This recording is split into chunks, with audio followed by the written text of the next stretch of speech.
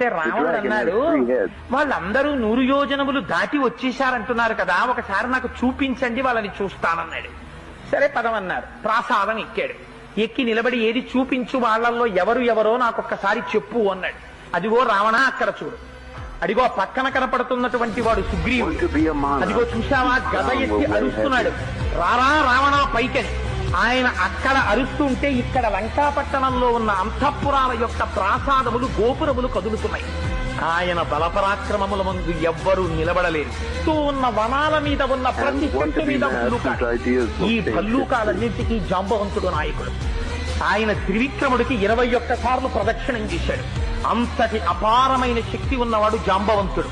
అదిగో ఆ మధ్యలో నిలబడినటువంటి వాడు హనుమ. ఆయన బంగారు శరీరంతో మెరిసిపోతుంటాడు. ఆయనకి బ్రహ్మగారి వరం ఉంది. ఆయన ఏ అస్త్రశస్త్రములకు కట్టుబడడు. ఆయన ఒక్కడే ఈ లంకాపట్టణాన్నంతటినీ తిరగదొయ్యాలని ఆలోచన చేస్తున్నాడు. ఎంత తీవ్రమైనటువంటి నేత్రములతో లంకవంక చూస్తున్నాడో చూడు రావణ.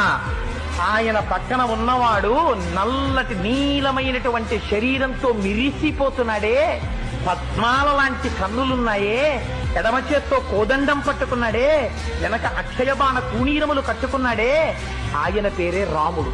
ఆయనే జనస్థానంలో 14,000 మంది రాక్షసుల్ని ఒక్కడే కొట్టాడు రావణ. ఆ రాముడి ఇవాళ వచ్చేశాడు లంకాపట్టణం మీదకి.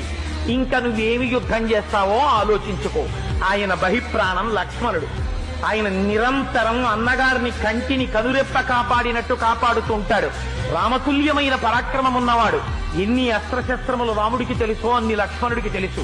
వాళ్ళ కోదండము నుండి ఆ బాణములు వినిర్ముక్తమైతే కాపాడగలిగిన వాడు వేరొకడు ఉండడు.